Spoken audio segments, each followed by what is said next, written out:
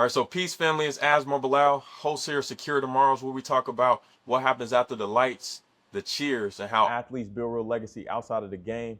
Today's guest, this brother truly embodies what this platform is all about.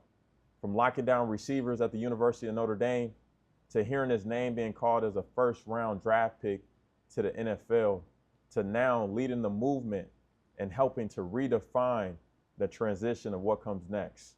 He is a founder of LIFE After Notre Dame, a community built to help former student athletes transition and navigate their next chapter with clarity, connection, and purpose. From South Bend, Indiana to Sundays, from turf to transformation, from athlete to advocate. He is the living proof that when one chapter closes, the mission only gets bigger. Dr. Tom Carter, welcome to Secure Tomorrows. Thank you, Asmar. Appreciate you having me. Man, glad to have you. I'm grateful to get you. I know it's kind of been some time, right? Just being able to coordinate it. But for the viewers, if we can just rewind it back, right? I know you from St. Petersburg, Yes. Florida. Yes. Right? So from St. Petersburg, Florida to a cornerback at Notre Dame to then a first round draft pick, right? If you could just speak about when did football become a thing for you? If I'm being honest, I've always loved football. And just thinking about this question, from elementary school, we used to call it killer carrier. It's an individual game, you throw the ball up. So from playing sandlot football on the street and playing organized youth football starting at age 8. But the truth be told, I thought I was a basketball player. Really? Yes. And so football and basketball I equally loved growing up. Not until, I guess, my sophomore year in high school, when I figured out I'm a 5'11" center playing basketball.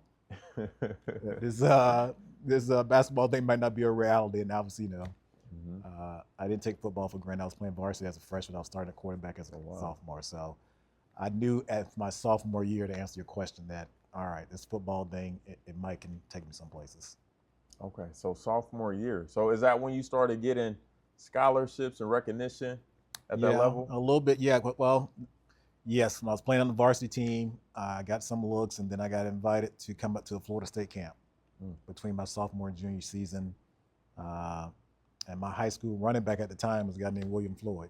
He went on to play Florida State NFL for a number of years, and went up there, had a great camp, and Coach Bowden offered me. I'm like, whoa, okay, this is real. And so once again, so I was happy about that, but then the basketball dream was kind of like, Dean Smith wasn't calling me to play at Carolina. So I figured I better make the right choice. Understood. Yeah. And then you chose to come to the University of Notre Dame. And I know just from my experience, when I got to the University of Notre Dame, that was my first time experiencing the Florida guys. Yes. South Florida guys, they a little bit different. So if I could ask you, I know also like choosing Notre Dame can be intimidating, right? Yeah. There's the academic component as well as the excellency on the field. Why Notre Dame for you, coming from Florida? It wasn't until, I'm gonna call it the last minute, but my junior year, I was a Hurricane. I was going down there. I don't know if some of your audience who remember that time, Miami was the spot. It was, indeed. Right, and so Notre Dame came down there for a home game. For a Miami home game, I think in '88, and I was on the sideline, and something just struck me about their persona. I don't know what it was. I'm like, it was a quiet confidence. And at that time, Pat Terrell, who went to my high school, was playing for the school. And, I just thought Pat chose Notre Dame because, the schoolwork. And then that following year, they go on to win the national championship. And I took my first visit to Notre Dame, first time on an airplane. And I just said, all right, this is me. It fits. Wow. And that was it. I made the choice. I committed to Coach Holtz on the spot, canceled the rest of my trips, and that was it. That was it. All right, history in the making. Yeah. And then, of course, you came to the University of Notre Dame and you found a lot of success for yourself, right? As mentioned, right? You were drafted in the first round. Right. That's a spectacular accomplishment in itself. But if you could just think of what are some of the biggest lessons or things that contributed the most to your success just being here at Notre Dame? Like I said, when when I saw him in high school, the thing that I saw that I couldn't put a tag on was the humility. Right? You mentioned Florida guys, we're a little different. You know, we grew up talking. Right? That's just part of the game. And when I got here, you know, obviously my freshman class, a lot of people talk about, you know, Bryant Young. I saw Jerome Bettis. I'm like, it shouldn't be fair. These kids playing high school. Yeah. They were grown men. And no one was talking smack. And it's like, you know, more to answer your question, I just saw that they believe in putting the work in. And so that just resonated with me. What Coach Ho's talking about all this time, you know, act like you've been here before and you're going to do it again. So those things kind of carried over. And I think at the time, our offensive line coach was Joe Moore. And it just permeated, his philosophy was like, you know, I'm going to wear another man down for 60 minutes. So that became my attitude, like, you know, you can talk all you want, but are you going to battle me for 60? And so that's what I kind of carried forward from the school. Like, you don't have to put it out there. You got to talk about it and, you know, be about it. Humble guy. Okay, words. I mean, actions speak louder than the words. Trust me, in high school, I said a lot of words, so I know. Understood. And then, of course, making it to the NFL is huge, right? Only a small percent do. And then making it to first round is even larger of a success. But for you, was the NFL something that you always wanted? Was this a dream of yours, or did it just kind of fall in your hands? It fell in my hands, really. That's why I chose Notre Dame, because of that transition. And Pat Terrell was like, I keep going back to him because Pat was such a big influence, and Pat was saying how he had a job lined up in Chicago. And I just did not have any thoughts, like I said, of being a college football player, not alone being a pro football player. And so when I came here, I want to get my education, and I was blessed. I'm always cautious when I talk about my football story, because I know it is it's a first world problems. You know, me being played early, had a great pro career. So I'm very fortunate and blessed to have played, but I did not expect to be in NFL. Wow.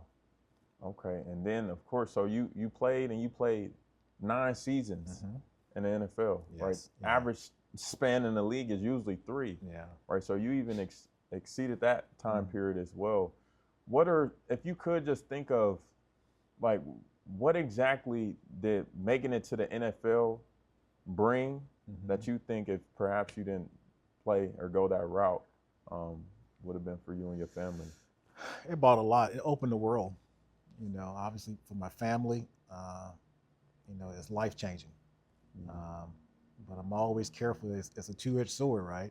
I remember just dealing with that, the pressure of, you know, the day after I got drafted, my local paper had in the headline, you know, St. Petersburg newest millionaire. There we go. And I don't know, even today, it's a little pit in my stomach. It's like, all right, that's just the expectations. And I remember flying up to Washington on draft day, and, you know, the Washington Times or the Post, like, did we draft the right guy? So all these things kind of like, you know, you don't see all that when you dream about being in the NFL, but obviously that's part of it. And you know, I wouldn't change anything, but just more so as we talk to, you know, younger guys like yourself, people coming in and who've experienced it, it's a business. Yeah, indeed. And then, so, I mean, you lived in those shoes, right? That was your life and your experience. What are some of the things that you feel like once you made it to that professional level, as you mentioned, we're receiving the recognition now of being a millionaire, right? Who knows what that attention could bring to you, right? Especially like in a community like Florida or whatever, where you come from, that's a lot on your chest. And then also just this expectation of, like, you're being watched and you have a lot of pressure now to, of course, play at a high level, being drafted at that, level as a first round pick, right? What are some of the things that you think that most people wouldn't even notice about being in that, you know, being in those shoes? It's just the subtleties, and I'm very fortunate, you know, extremely into my faith, and I got fortunate when I came to a team, when I had a lot of men of faith who are strong believers in Christ. Daryl Green was my mentor. And so people who came in the league didn't get the same experience I had. I had Daryl Green, I had Art Monk, I had Charles Mann. I had all these older veteran players that kind of like said, all right, kid, don't do that. Me and my wife got married in '93. I'm a high school girl. We got married that year, so I'm starting a new life with marriage and the football. And those guys taught me how to navigate all those subtleties, how to handle the pressure, right? I had veteran players on the team who probably at that point, at day one, they were better than me.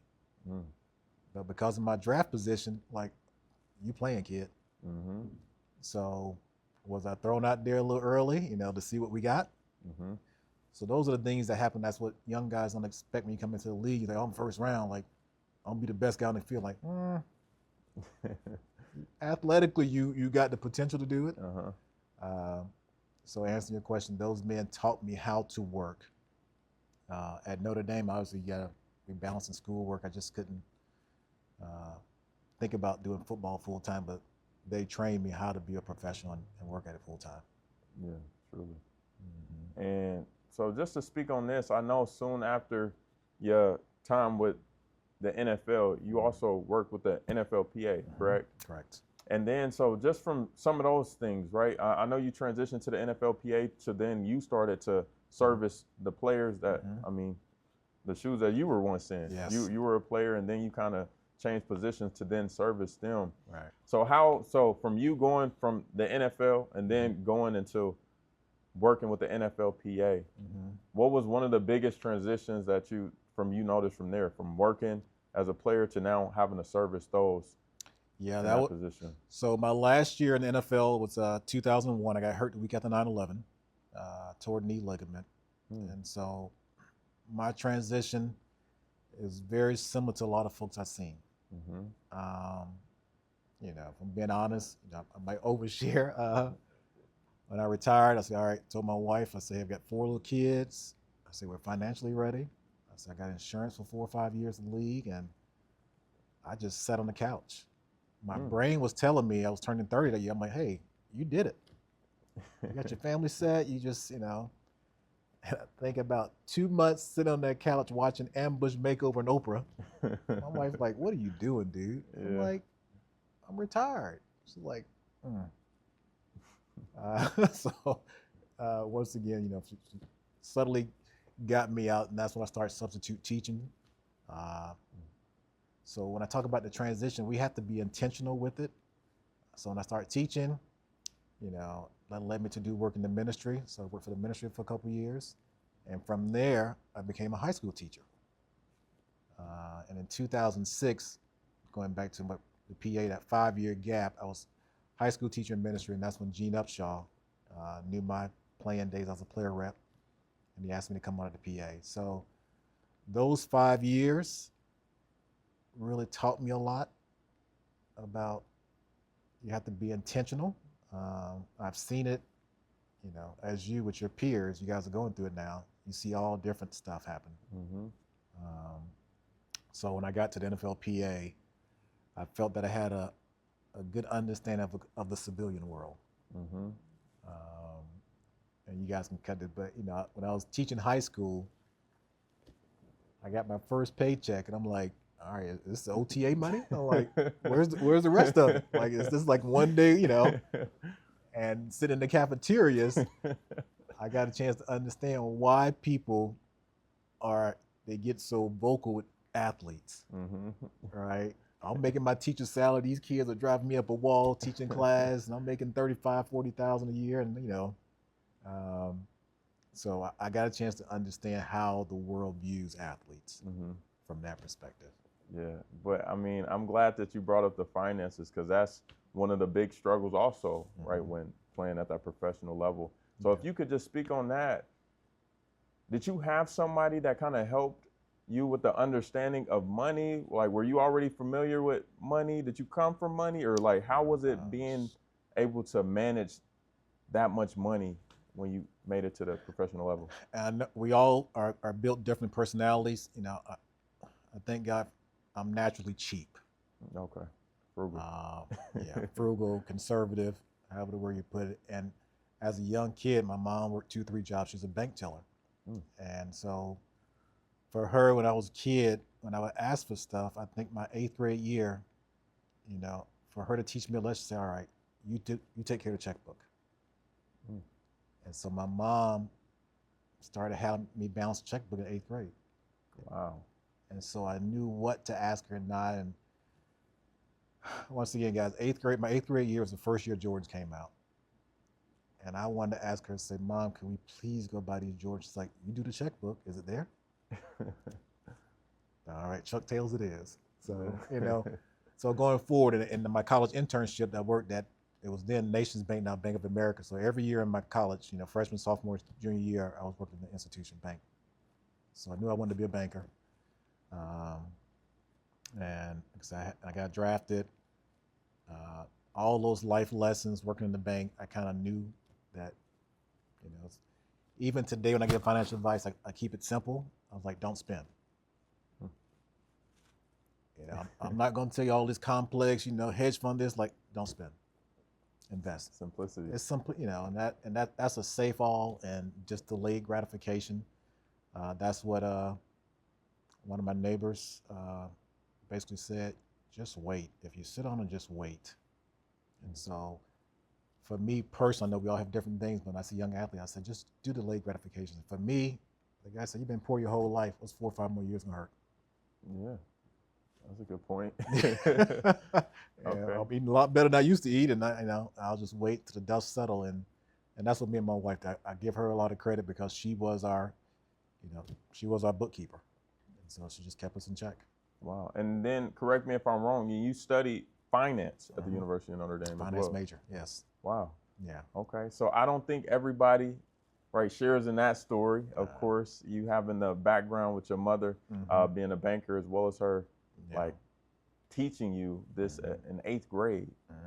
So developing you to learn how to manage money and what to do with it, I think that's a strong background that a lot of athletes may not perhaps have. Yeah. So you hear a lot of times with athletes losing it, right? They've never had it before. They got this money quite fairly quickly, and then they lose it because they mismanage it. Yeah. So that's a blessing to be able to have that teaching from your mother. Yeah. To be able to take stewardship over that when you actually got it. And it goes both ways. I had to, over the years, I had to learn how to enjoy it because I was that kid that saw all the athletes before me that didn't manage theirs well. My years at the NFLPA taught me a lot about finances. Our young men are leaving the game with good wealth. It's just that we're not reducing our lifestyle when the money stops. Use the same thing with eating analogy, right? When you're playing ball, I can consume 8,000 calories a day. Right. And when you stop playing ball, don't do that. You're not exerting as much You ain't energy. exerting. And that's the same is true with our finances. When you balling out, you can spend $20,000, $30,000 a month, no problem. But how long is that gonna last? Right. And so let me ask you then, because I know you brought up a great point. You transition into teaching, and of course, what you're going to make teaching, as you just highlighted, isn't near how much you made as a professional. No. So how exactly do you feel like you just were able to use your teaching and understanding of what you already knew about finances, or did somebody help you to be able to set out a budget and be able to plan out your money so that you can still be able to sustain this money that you made at absolutely. Professional level? Had a lot of help planning. I'm a planner. My wife's a planner, and we just kind of like set goals for ourselves that, where we're living now doesn't mean we'll live there in the future. The teaching job, I have adult kids now, and everybody's transitioning, but there's something about athletes when we transition. I don't know if it's humility. I don't know if it's called imposter syndrome, to where you're like, do I really fit? And I'll just speak for myself. When I first took my job, I'm like, man, what am I doing here? Everybody looking at me side eye, like, man, I thought you played ball. Like, you got to work? Right. I'm like, yes, I have to work. And for me, it was more, I needed to work to provide insurance for my kids. I had 2 kids who were type 1 diabetics. I'm like, we had medical stuff. So I'm like, all right, we can. So, yes, I would encourage all our guys, we all feel inadequate when you go to something new. Teaching was as new before me because obviously, I led a lot of people to the Lord in Bible stuff. So we taught, felt I was a natural teacher. Like I said, it's a different pay scale than what I was accustomed to. Yeah, for sure. And then, so also, I know you work with the NFL Players Association, Yes. and if you could just speak to that, right? Do they, and I know you're no longer working with them, but of course, there are different resources that active players or even retired players are able to utilize, Yeah. right, through the NFLPA. There are numerous resources, and that's why I've always told myself, even when I played and when I got to the PA, our guys, just when you're playing, it's not a teachable moment. I can't walk up to an athlete and say, hey, man, when you get cut, when you get hurt, you should do this. It's like, man, dude's like, hey, dude, it ain't the time. Yeah. I'm trying to make the squad. I got to focus. I'm doing this. And that was me in the locker room. I remember the version of myself that used to come in the locker room and I say, oh, it's just a PA dude. It's kind of like that, wonk, wonk, wonk, wonk, wonk. You hear it, but you don't hear it. Right. So most of the times when our guys are ready to receive the information is when they're done. Similar with college, right? I know our school here, they do a great job of trying to form the athletes when they play, but it's just not a teachable moment. I know I couldn't do it when I was here. Starting schoolwork, man, my grades were below the Mendoza line. I'm like, I'm just barely hanging on. Like, you want me to learn something else? Like, no, I can't. So yes, to your point, we do have a lot of benefits. We have the best retirement package in pro sports. I know some might not, I'm a home teamer, so I believe in what we put together. Educational plans, going back to school. So there are various things for our former athletes. Of course, everybody doesn't exhaust the resources with the PA. Yes. Right. A lot of times I don't know what it is myself. And perhaps you're just so caught up in whatever the direct task is or wherever you're trying to get, but you don't always look at like, what resources do I have available? Yeah. So with the NFLPA, are there any resources that you feel like some guys neglected or that they should most definitely direct their focus to? They have to. If you got the 2 years credit seasons, if you're not taking advantage of this trust, you're losing money, right? Truly. So that's the biggest thing right there. And secondly, call the PA, right? If just call, and that's people at the trust, people at the former player department. We have people dedicated jobs that their whole thing is to say, oh, okay, Tom Carter, oh, you got 9 seasons, you got this benefit, you got this. I'm like, oh, I do?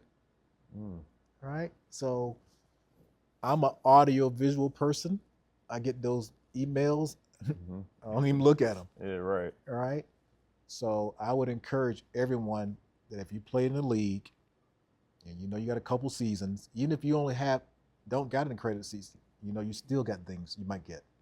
Right. And the worst they could do is say no. True.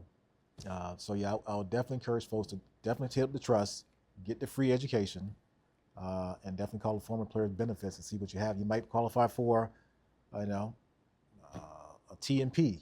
You might qualify for a line of duty, right? So those things that I've spoken to a number of athletes say, oh, I didn't know I had the money there. I'm like, right. So yeah, so just, for me, keeping it simple, call the trust, call the PA, former players department. You're in the system and they'll tell you everything that you're supposed to get. So let me ask you this, because a lot of times people think if you can't put all your concentration and focus on the skills, learning the game, like you may not be able to be as successful. So do you think that athletes have the capacity to be able to be proactive about that transition after NC, be able to focus on the game simultaneously? Once again, speaking for myself, you can, but it's difficult. And, for me, for us athletes, we can't have it both ways. When I was going through my transition, I was sitting there and saying, man, if I was just a civilian student, I would be making a 4.0, I'd be killing it. I could study, I can get my resume together, I can get all this stuff together. But then I thought about it, would I be the same dude? Right? I would never give up the gift that we had to do that. Right. So, I see these young kids now, that's why Coach Freeman does a great job. He's talking about choosing hard. When we came here, Coach Host challenged us to say, hey, I want you to be a first-round pick and CEO of a Fortune 500. That's why we came here, right? Yeah. So, at one side of his mouth, hey, school's the most important thing. The next side, this game against SC, all the marbles on the table. Yeah. How does an 18-year-old kid reconcile that? Right. So I know it's a lot of coach speak, but to answer your question, we have to attempt to do it. You have to attempt to try to network when you're in the college. But I know you spend 80 hours over at the football facility too. Yeah, and that's the tough part, especially being an athlete. It's like you're so focused. You got this tunnel vision where you don't see the benefit of all those other things. I don't see the benefit of networking, and then I don't see the benefit of necessarily studying and extracting all the things that I can from this finance class. And it's just football, football, football. And I think in a way it couldn't harm us because we're not necessarily maximizing the opportunity and what we can. And then of course, hindsight 2020, we look back and it was like, dang, if only I had connected with the student body and the rest of the civilians, perhaps I would be in a better position today in regards to reaching out and trying to land a job or be with certain companies. You're 100% correct. If you figure it out, let me know. And I think that's why I'm so patient when I see young high school athletes, college athletes, because I say, all right, T-Card, don't be trying to shame this person and make them like you didn't do it. So we both understand the mentality of a person that goes to school here, right? It's like hindsight, like you said, I would have loved to have done more socialization, like going to the career fair, but I'm tired, man. I gotta get some ice. I ain't gonna make it. Yeah, no doubt. So yeah, we want to do better, but those athletes who can do it, they should try to do it. Yeah, for sure. Also, one of the things that I want to hit on as well is this. I know we spoke on finances. Finances, making it into the league, it's challenging to deal with, especially if you didn't have it before and no one teaches you to properly manage it. But I think one of the things that I experienced and as well as a lot of numerous other athletes is the emotions that come with it as well. It can be an emotional thing, right? Transitioning where you're spending all your time and energy and effort into sport, and everyone recognizes you as this athlete, and of course, right, it makes you feel good about yourself as well. And then you go from playing a sport to transitioning out, and then you get like questions like, were you maybe in class or being a teacher, and they're like, you done with sports? Because that's what your identity was. How were you with balancing just the emotions of transitioning out of sport? Was that challenging for you, or was it seamless? It was challenging. To your point, we can't help it. We've always been taught, right? Football is what you do. It's not who you are. I heard it 1,000 times. I'm gonna hear it 1,000 more. For sure. We have to keep preaching that, but our confidence wouldn't be the same. And our athletes, I changed, but I was more aware of it because I watched other people do it. So the best I can tell athletes is find someone who you think successfully transitioned. And we have to model ourselves after, so for me, I was fortunate I had men in DC that's like, man, that dude's still in shape. Oh, he's still doing right. Oh, he's still treating his wife right. He's still going to his kids' games. So sometimes we do lose our confidence. I'm speaking in generals, not everybody. Sometimes we lose that confidence that made us go out and run through 200-pound dudes. Yeah. Right? We don't take that same confidence to our job. The civilian dude, he's looking like, oh, I run a 4.3 in this world. Right? And you walk on material. Right. Right? So it's just a mindset, and I had to learn that mindset to where, all right, I got to put the reps in to be confident. So that's all it is, just more if we can put the reps in to be confident in whatever new industry we go to, I still think athletes across the board are the best workers because we know how to fail. Mm-hmm. We know how to take correction. You know, we bruise like peaches, but still, I'm gonna be back the next day. Yeah, right. So those are all positive things. We just need to learn what we're doing at the job. Yeah, for sure. Mm-hmm. And we speak about that a lot just on the podcast. It's just like there's so many things that as an athlete you learn through the game of sport that are invaluable in the marketplace. Yes. And it's just really about being able to transfer these things, these traits into the business world. Like you mentioned, right? If we had that same competitiveness and the same speed of 4-3 as you mentioned on the football field and just put that into the workspace, of course you would excel at that career 100%, as well. Man. I had 4 kids and I had all my kids play sports, whether they wanted to or not, just for what you said, just to learn all these things. And 3 of my 4 kids were D1 talent. Ironically, the one that didn't want to play sports, she's my dog. Wow. Okay. Right? Because of playing sports is like, you know, played volleyball in high school, 5-7 middle block. I'm like, you ain't going nowhere. And she knew it. But just that attitude, what sports can give you. And so that has carried over into her professional career. So yes, we want our kids to play sports just to have community, know how to deal with different backgrounds, different cultures, winning and losing. So it's very valuable. Yeah, for sure. So just being able to extract those principles from it and use it. But one of the other things I want to hit on, of course, is the transition. So, I mean, you went through all stages, right? And then also, as we mentioned, you went to the NFLPA where you became, right, one of those representatives servicing these players and giving them resources. So let's talk about land. So Life After Notre Dame, right? I know this is the company that you has started up. What exactly made you want to start up land? It was more so just thinking about our school, and to your point, the teachable moments. We are in a new space in sports with NIL. And I'm kind of glad the compensation to athletes has also brought the transition up too. They go hand in hand. And I think sentiment has changed now. They say, oh, these kids getting paid, but now these kids are dealing with the same issues professional athletes deal with. And so myself and Jack Shields, business partner Pat Eilers, we just were talking about how do we help the school fulfill this 4 for 40 promise. That's the reason why I came here. I don't know if one of the reasons why you came here. We just like, hey, as Notre Dame, we are special. We've all drunk the Kool-Aid. We believe this place can do things for us in our transition. So we just talked about it. And unfortunately at our school, we lost, 10 to 12 members to death by suicide. Oh, wow. In the last 10 to 15 years. Some of my classmates, some of other peers. And we wanted to say, well, what can we do tangible? I'm a big tangible person. Words are, as I said earlier, they're easy and they're free. It doesn't cost much to talk. Right.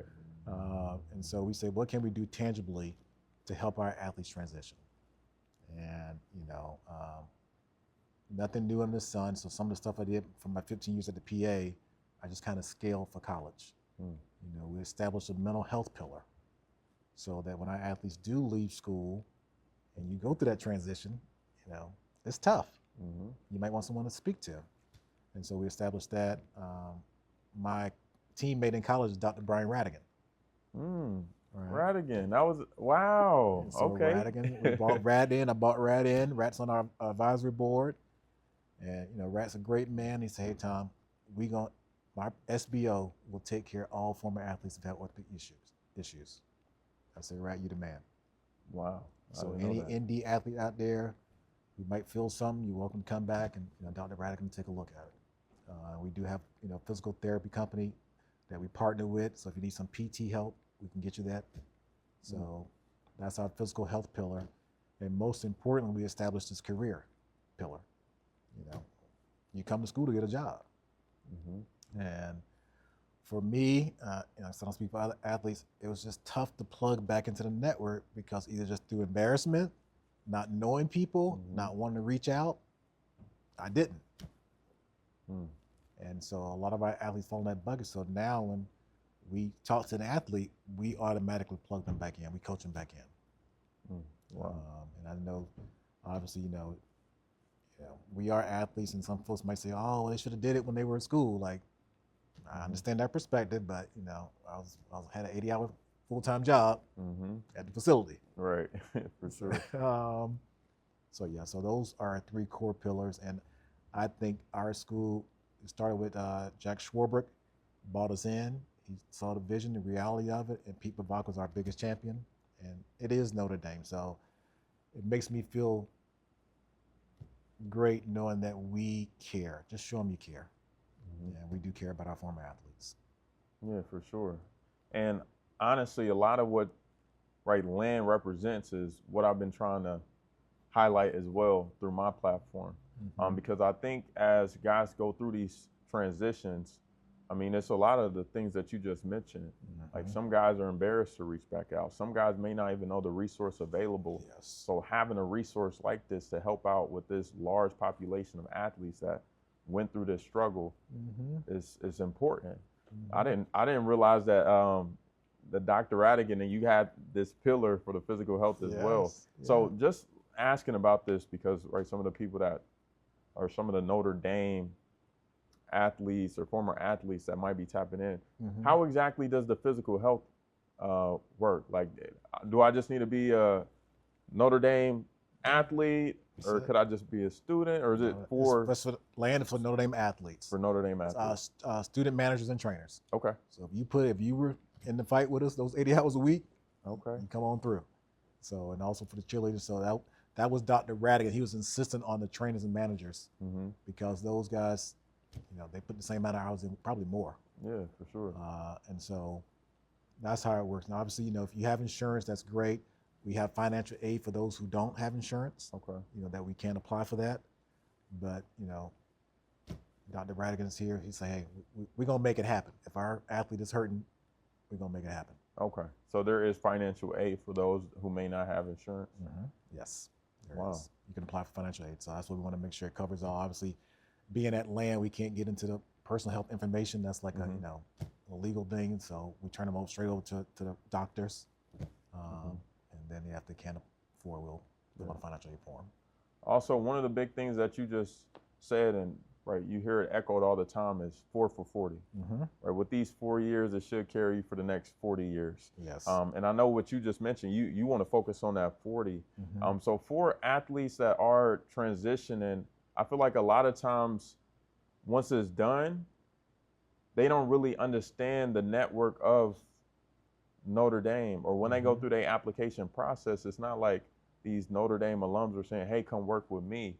And I know a lot of them are struggling to get in front of people, right? Get in front of, get an interview to be assessed so that they can potentially land on a job. How exactly does land help in that application or that process of being able to get a job? That's the part, that's the coaching part. And obviously, so as athletes, our resume doesn't look the same as civilians. And so we say, hey guys, how can we get your resume to speak on some of the things, the qualities that you had as a leader, as a captain, or, you put 80 hours a week into this, profession. So we need to, build your resume up, right? We need to set the expectation level of, you're not going to go on Wall Street at 22. You don't have the same reps as old boy who got the econ major. Right. Right. So we just have to really, set the expectation level and say, well, this is what civilian people do to get entry-level jobs. So once we set those in place, and we don't promise jobs, we say just going to put you in a position to talk to someone. And so that's what we do at Land. And just this year alone, we placed 50 to 60 athletes with jobs. Oh, wow. Yeah, because like I said, the market, they want us, right? We just you have to get in. And going back to what I said earlier, when I was a school teacher making $35,000 a year, I'm like, yes, well, you have to start. Right. And I was gracious for that moment starting there, and that just leads to the next job. Wow. Well, so yeah, man, that's big time. Yeah. I think with this problem, whenever we identify a problem, we got to be able to find the solution for the Yes. problem. And I Yes. think with this great problem of being able to, like when the lights fade and the game ends, it's what's next. And then with the what's next, it's like, who's going to help me be able to navigate this space? And of course, land, right, is a magnificent resource and solution to some of these problems. So I think that's great for Notre Dame, and then just for all of those athletes that's transitioning. So of course, I mean, thanks for hopping on. I've been meaning to sit down with you so that you can just speak more to this. I know a lot of, I mean, me as a former athlete of Notre Dame, as well as all the other guys and teammates that I played with, they all go through this process. And I know most of them have spoken with Land. And typically, if they haven't, I always direct them to Land as well because of the resource. But if you could just speak to those athletes that are transitioning, whether that's transitioning out of college, right? They didn't make it to the professional level, or for those that made it to the professional level and then transitioning out, because every athlete has their transition process. So what exactly what a point of, or advice would you give to an athlete transitioning out that would be able to help them with their transition? As my kids are teaching me this word, keep the same energy. Right? Our athletes have to learn just to take what they've done and just move to a different direction. Whether even if you just got cut from a team, and I know that's probably the most vulnerable spot, you really have to find those connections.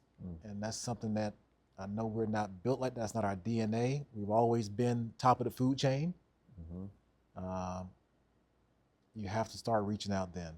You know, one of the first things my boss taught me when I got to the NFLPA, my first day on the job, he says, call everybody in your phone and let them know where you are.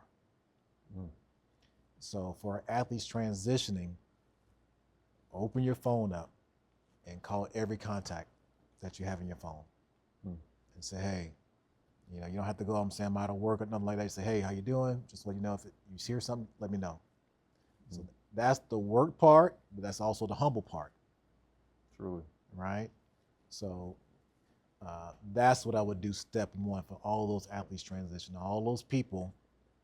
And Coach Oates, his words still ring true today. While we were at practice, he said, always be kind to those walk-ons.